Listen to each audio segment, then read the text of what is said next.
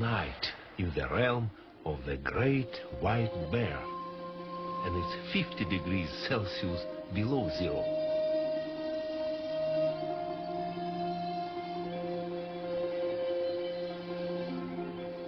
The sun doesn't rise on our Arctic frontier until the end of January, when it reveals a landscape blasted by the freezing polar winds.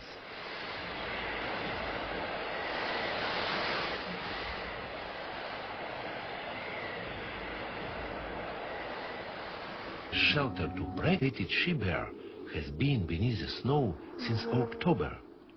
Her offspring was born at the end of December, blind, almost naked, and barely the size of a puppy. Now is growing fast on the mother's rich, creamy milk.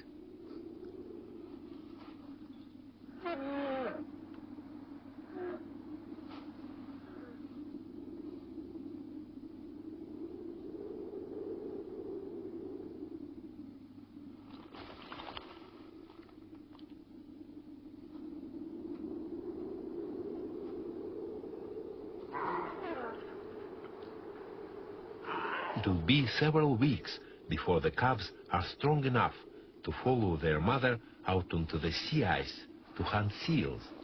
Until then, they'll keep to their relatively snug snow nurseries.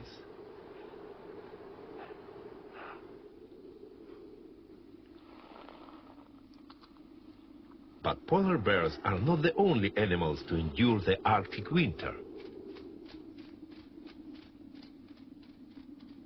Every day, Arctic foxes must brave the elements while scavenging for food on the surface. With such dense and fluffy fur, they're exceptionally well wrapped against the bitter cold. So are muskox. They're relics from the Ice Age. Their thick fur coats insulate them against the winter weather, and by kicking away the snow, they're able to expose the tundra vegetation. Under the snow, lemmings continue to nibble away.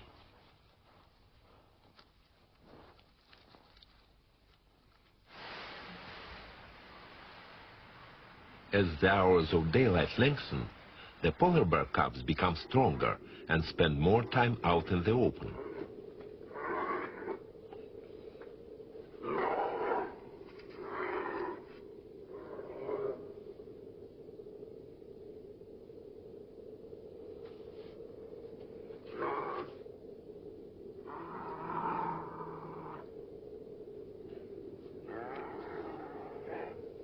Each year, about 200 polar bears give birth under the snow. That's why Wrangel Island is so important as a nature reserve.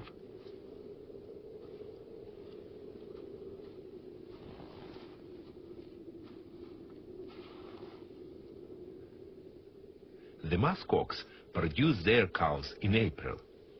As they are born soaking wet onto the snow, their survival is nothing short of a miracle.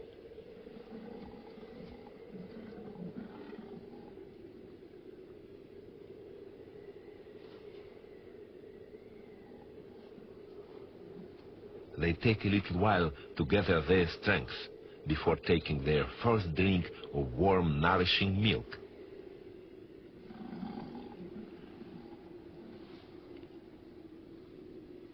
Wild muskox became extinct in Siberia more than 10,000 years ago.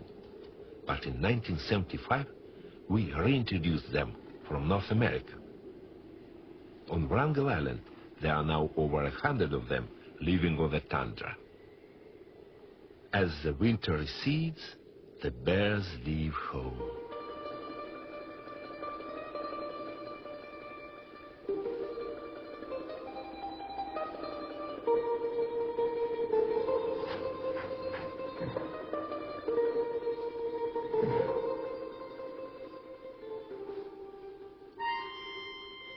Their destination is the Arctic Ocean, which is still frozen and traversed by pressure ridges.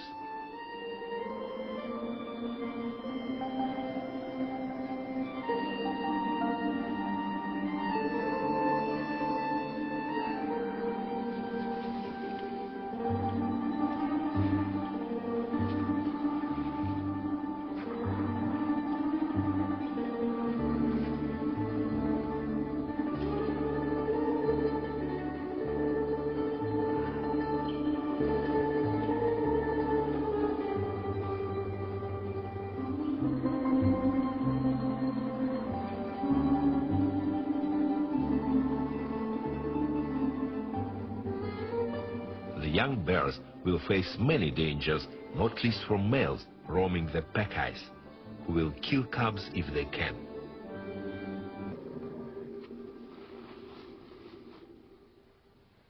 In the Russian Arctic, there are about 10,000 polar bears, maybe a third of the world population, and many wander across the ice to Canada or Alaska. Out over the frozen Chukchi Sea, around Gerald Island, Soviet and American scientists are working together to track the bears' movements.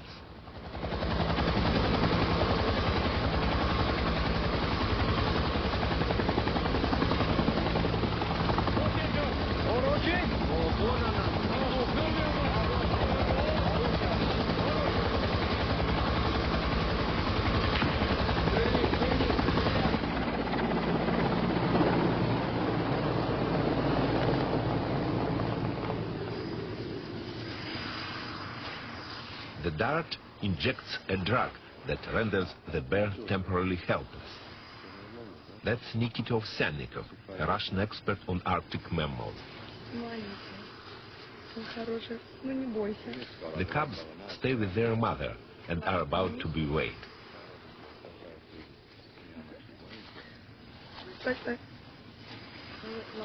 Хорошо. Так, подвяжите его немножко.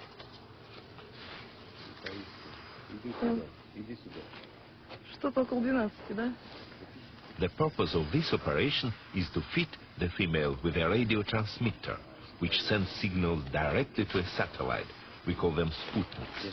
And the information enables the scientists to keep track of the female and her family during the summer months.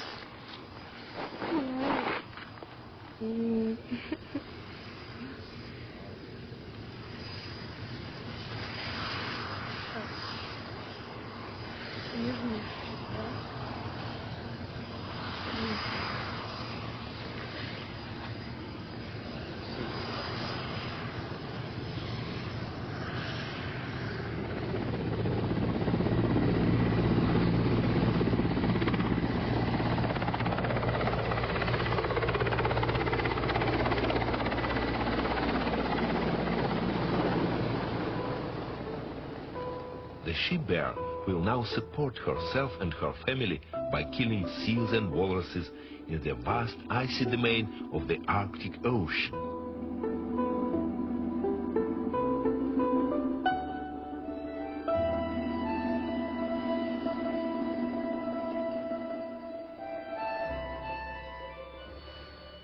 The northern rim of the Russian Arctic is treeless tundra. Underlain by permafrost and covered by frost-resistant plants, the landscape is dissected by thousands of meandering rivers which flow north into the Arctic Ocean. By the end of May, it's still frozen, but 200 million birds from all over the world stream into the tundra to breed. Among them are rare red-breasted geese.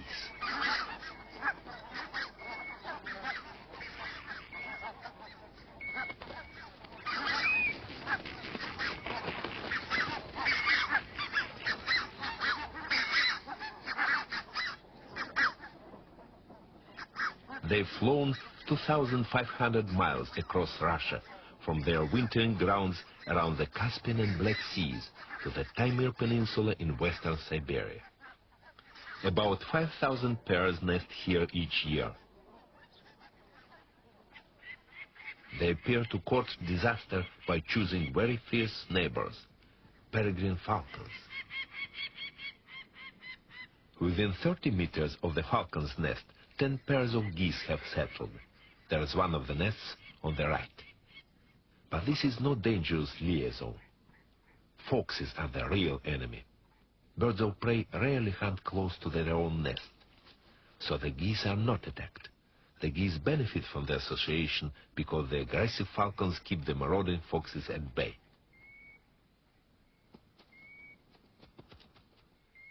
Under the watchful eye of the peregrines, the geese are able to incubate their eggs safely.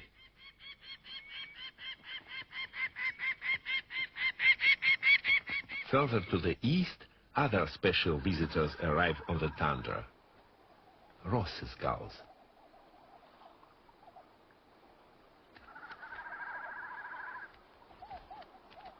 Most of the year, they live by the edge of the Arctic pack ice, and their Siberian nesting sites were only discovered at the beginning of this century. Their exquisite pink coloration comes from the planktonic shrimps on which they feed when they are at sea.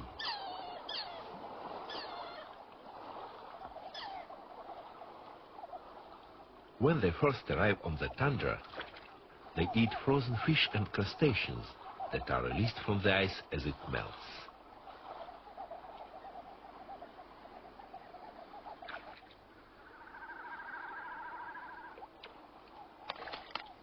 Within a few days, they begin to breed.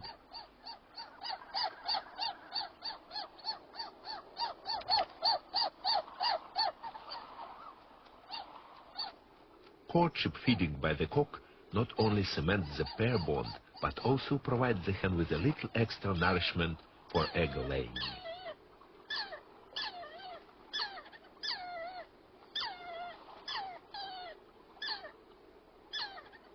At the beginning of June, the Ross's gulls mate and make their nests by the tundra pools.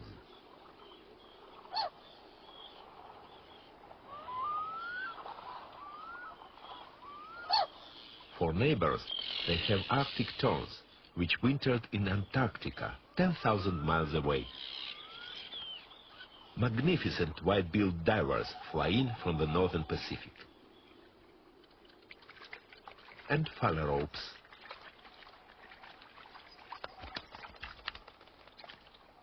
The brightly colored hens do the courting, and the cocks look after the eggs and chicks.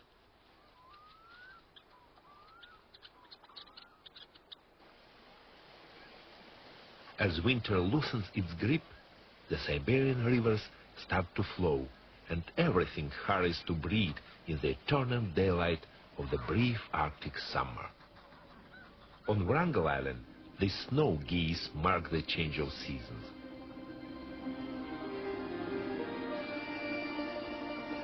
"60,000 of them arrive from the Sacramento Valley of California to nest in the Siberian Arctic.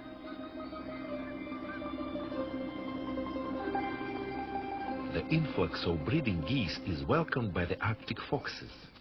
After the lean months of winter, eggs are an appetizing addition to their diet.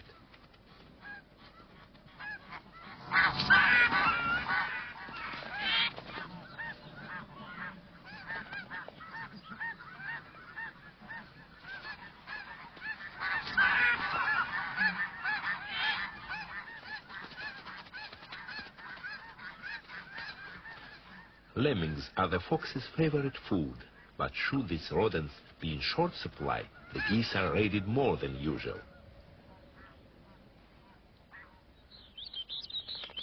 Around rocky outcrops, snow buntings display.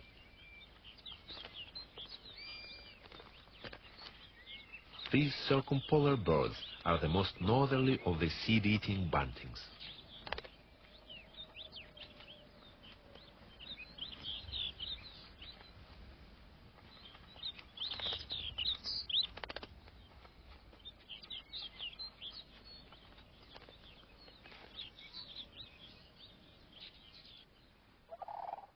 The increasing warmth of the sun brings out the willow catkins.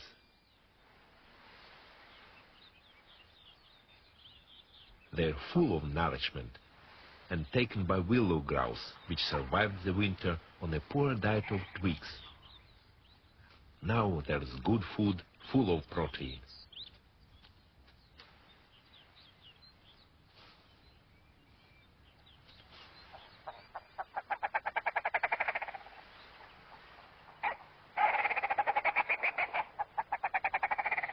Already in early June, his mate is sitting on 10 eggs.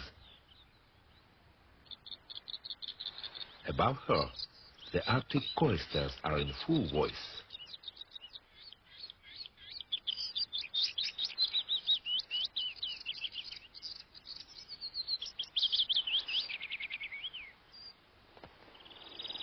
As there are no trees on the tundra, many birds sing in the sky.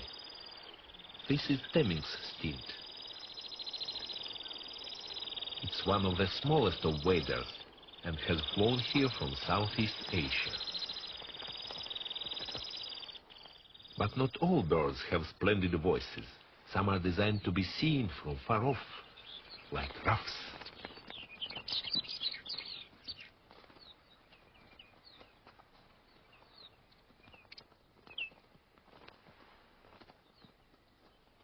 The drably dressed hens, or reeves, are attracted to the communal display grounds or leks by the cock's ostentatious plumage and posturing.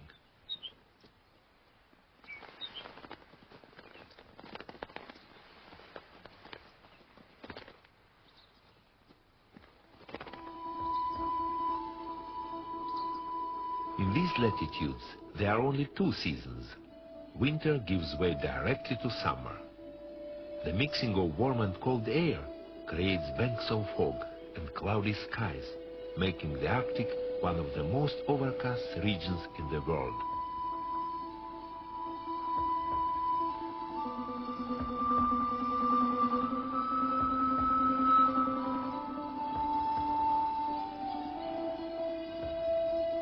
But each day, the sun swings high into the sky and helps to dissipate the cloud.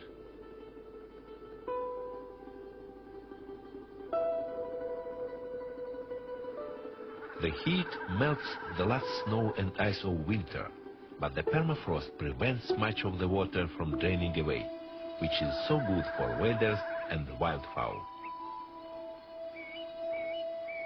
The summer's warmth also rejuvenates the tundra vegetation, a dense mat of prostrate plants, mosses and lichens, which are food for lemmings, muskox and reindeer.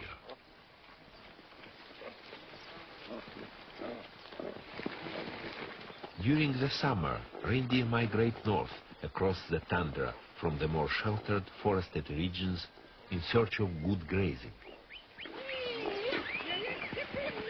The lives of many tribal people of the far north revolve around these creatures.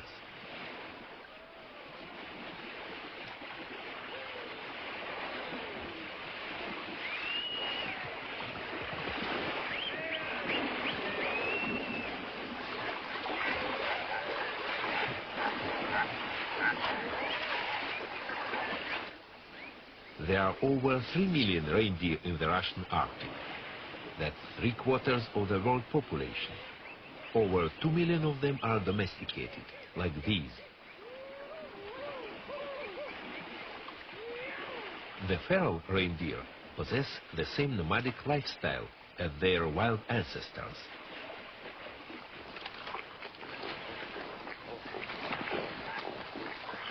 The herders and their families camp along the migratory routes and live in tents made of skins called yarangas. These are Chukchi from Kolyma, a remote region of Siberia. Their animals produce milk, meat and skins. They also produce a yet more precious commodity.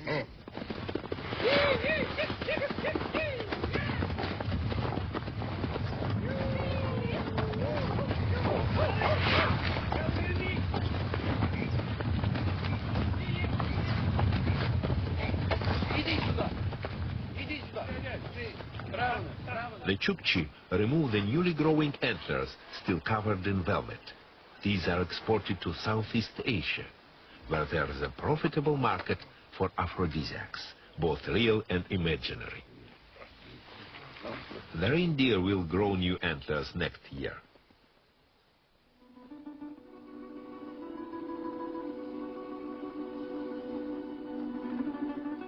The midnight sun on Midsummer's Day.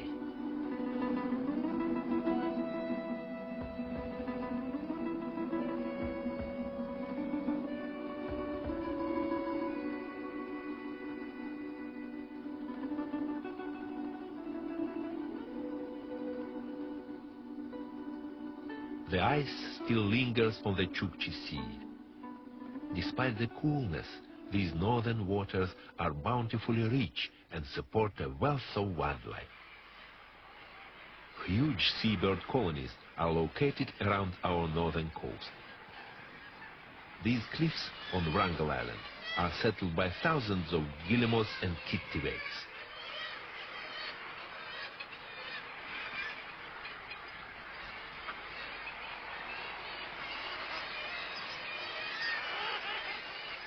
Even on such steep cliffs, the birds and their offspring are not entirely safe. Arctic foxes are now molting into their short summer coats. These creatures normally thrive on rodents, but when their normal prey is scarce, the foxes prowl around the seabird cliffs. They not only have a good nose for fallen eggs and carrion, but they also have a good head for heights.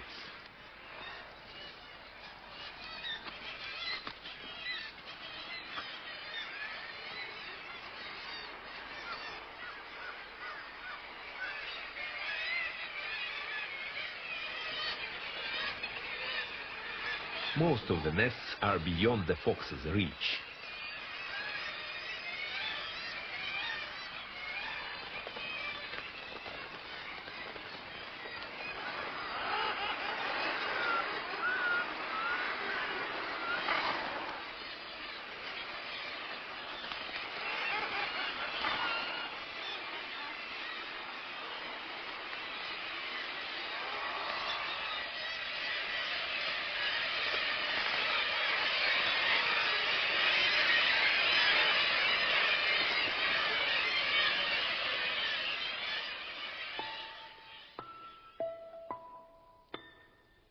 The drama between hunters and hunted continues out on the partially frozen sea.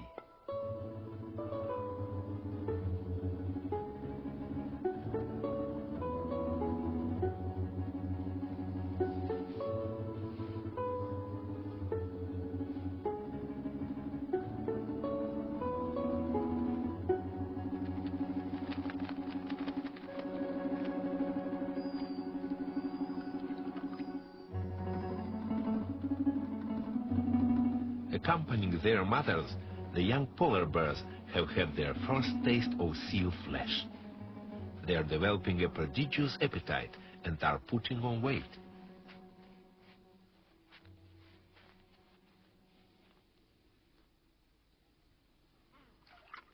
Walruses and their newborn pups also fall victim to the killer bears. By early July, it may reach 30 degrees Celsius at ground level, and the Arctic flowers burst into bloom. The short season means that many take 2 years to set seeds. Arctic poppies focus the heat of the sun onto their reproductive parts.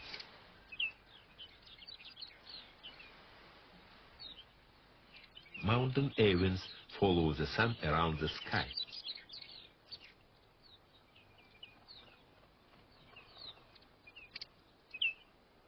Pollinating insects are abundant at this time of the year, especially furry bumblebees. They can keep warm and active even when it's cool.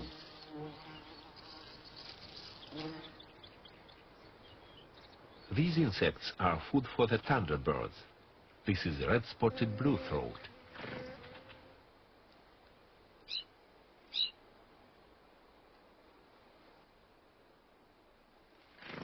With constant daylight, they can feed their nestlings round the clock.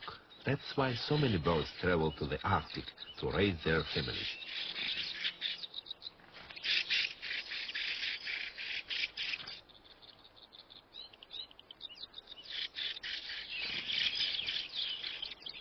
An Arctic redpoll, one of the hardiest of the northern finches. And the circumpolar Lapland bunting.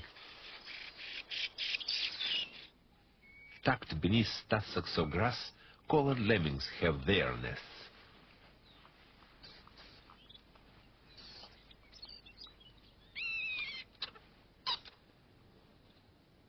Lemmings are a crucially important resource in the Arctic economy.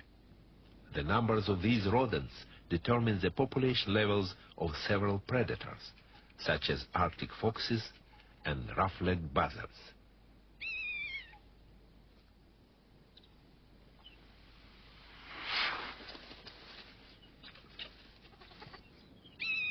the number of buzzards fluctuates with that of their prey.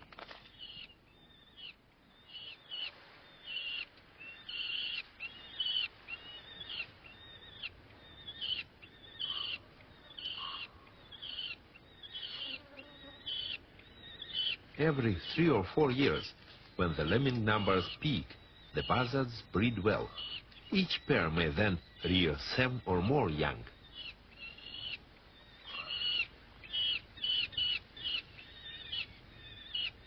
When the lemming population crashes, there are fewer buzzards, and those that do attempt to breed may hunt birds.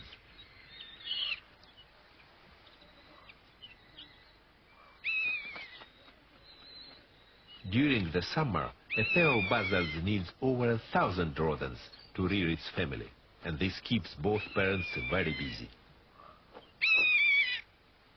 On Wrangell, at the moment, life is mostly play for the young foxes.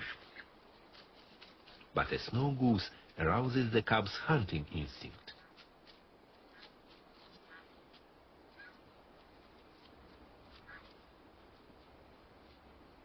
But it's wishful thinking. For the moment, the balmy days of summer conceal the underlying harshness of the Arctic and its cycles of feast and famine.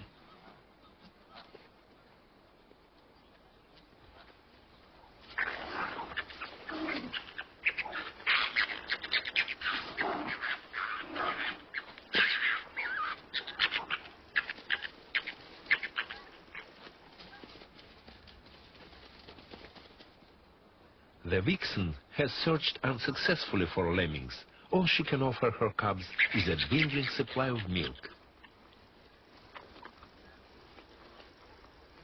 Without lemmings, the outlook is unfortunately bleak for these cubs. But their mother will breed again next year, when the lemming population will have partly recovered. But the birds are doing better. Gray phalarope chicks can feed themselves. When they're so small, they need protection against the nightly frosts and chilly air, so the father frequently offers the tiny chicks his warm brood patches.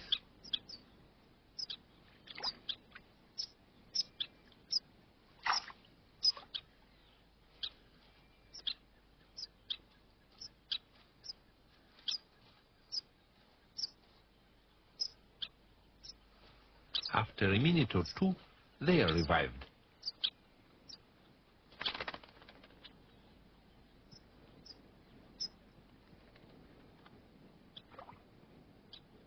By early July, the tundra pools have warmed up, and myriads of caddis flies emerge from the water, food for the phalaropes.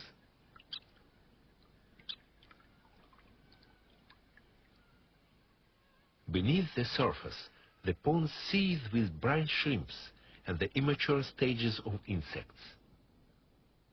These are the larvae of mosquitoes, the scourge of the Arctic. At the height of summer, there may be tens of thousands of biting insects to a square meter.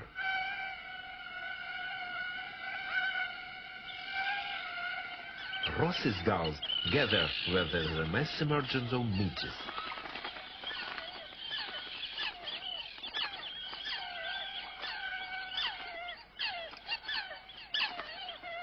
They are collecting food for their newly hatched chicks. The parents feed their young family for only a few days.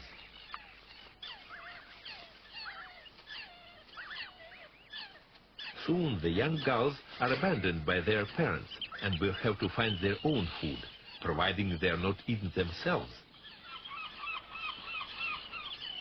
Murderous herring gulls are an ever-present menace. Although the adult Ross's gulls put up a spirited defense, only 1 in 6 chicks will survive.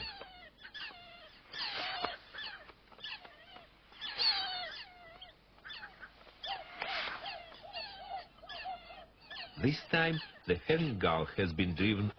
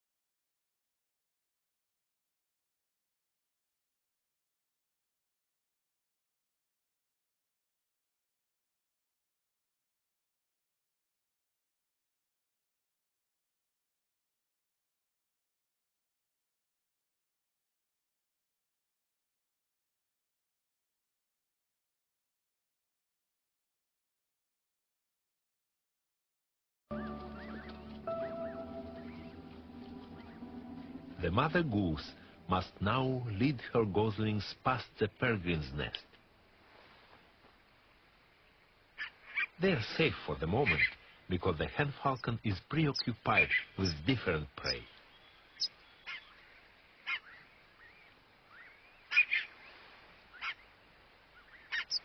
She's caught a gray phalarope for her family.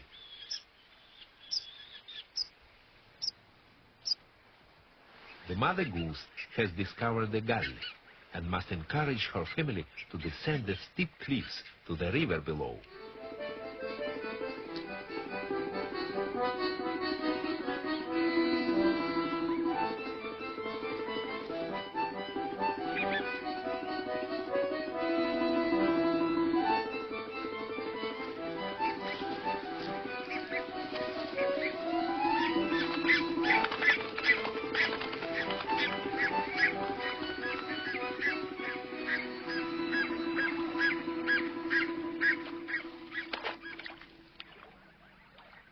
They are none the worse for their tumble.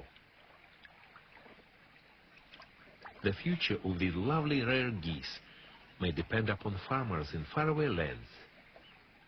Within a month, the birds will fly south across Russia to the edge of the Black and Caspian Seas. There, they'll feed all winter on stubble. The Russian Arctic has its human hunters. These are Inuits from Wrangel Island, and they're heading for the edge of the pack ice.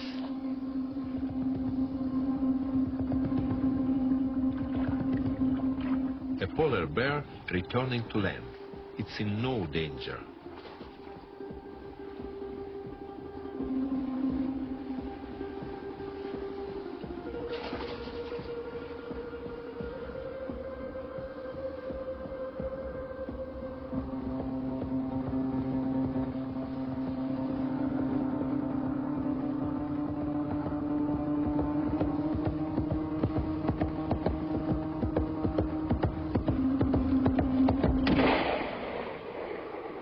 Their quarry, walrus.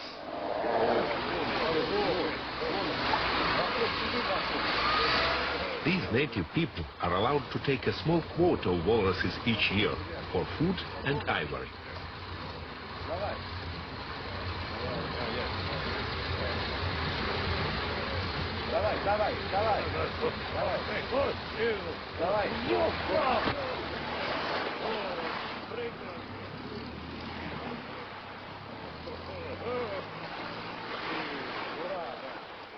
By the end of July, the sun is lower each day, and the creatures of our Arctic frontier are either preparing to face the approaching winter or getting ready to flee. The rough-legged buzzards have caught enough rodents to rear a large brood. Soon they'll soar south to Central Asia. Fledgling Ross's gulls have been deserted by their parents. They follow them north into the Arctic Ocean and to the edge of the pack ice.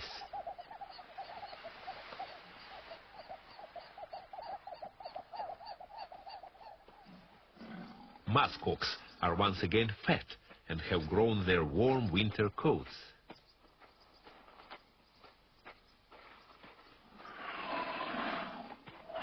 They and their calves, born in April, have all done well on the Arctic pastures.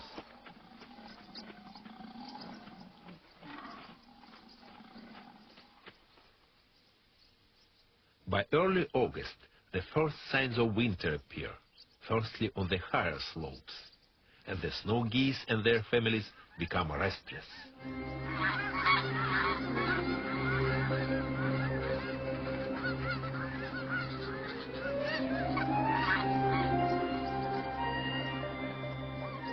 The adults have molted into fresh plumage for their long flight to North America.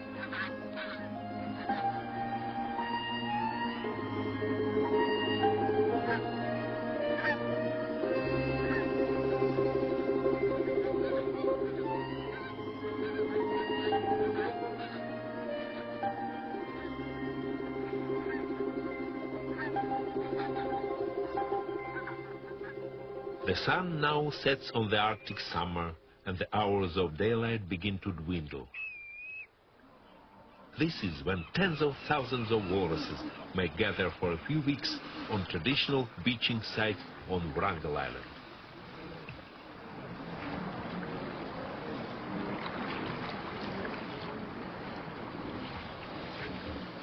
Walruses do well in this region. They feed on clams, shellfish, which prosper on the soil of the land bridge that once joined Asia with North America and which now forms the muddy bottom of the shallow Chukchi Sea.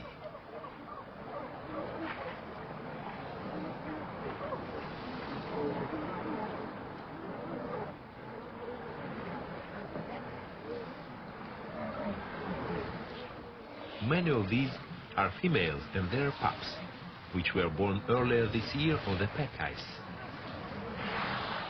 The walrus's excrement is nourishment for migrating phalaropes. And Ross's gulls pass by en route eastwards to the stormy waters of the Bering Sea. But the walruses attract more than a passing interest from great white bears.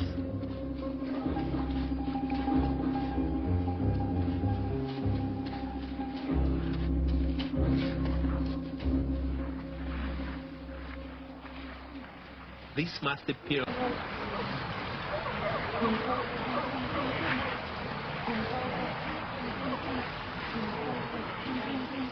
Although a big male polar bear is the most powerful of all four-legged predators, a healthy, thick-skinned walrus is just too large for him to handle.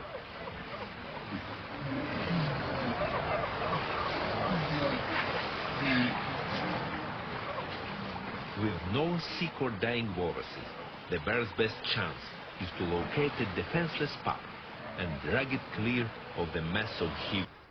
This amazing concentration of walruses and polar bears occurs only once in a decade, when the summer has been especially mild and the pack ice around Wrangel has melted more than usual. With no ice to rest on, the walruses and bears gather on the beaches. The cubs born early in the year join the feast. They've now grown significantly after a summer with their mother, hunting seals. But they are not yet old enough to kill for themselves.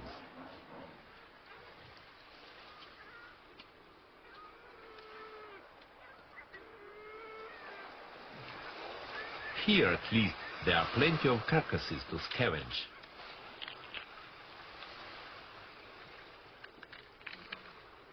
By gorging themselves, the bears put on as much fat as possible in preparation for the winter. Soon the walruses will depart, and the sea will freeze over, enabling the bears to look for seals and their breeding holes out on the ice.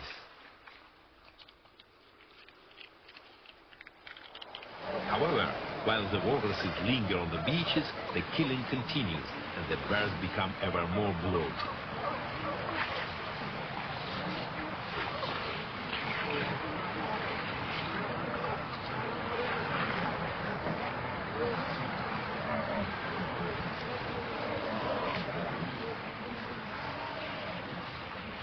For a time, there's such a surplus of walrus meat that there's time to indulge in a little relaxation.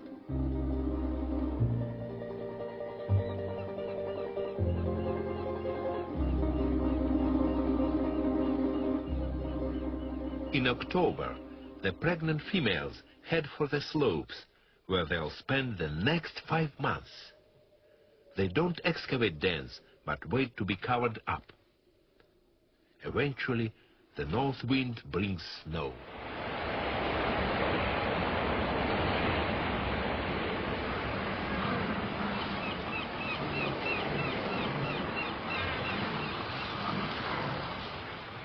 Male polar bears and the non-pregnant mothers with cubs remain active most of the winter. November ushers in the grim polar night. It's dark and the temperature plunges to 50 below zero. Only the hardiest creatures remain on this frozen frontier.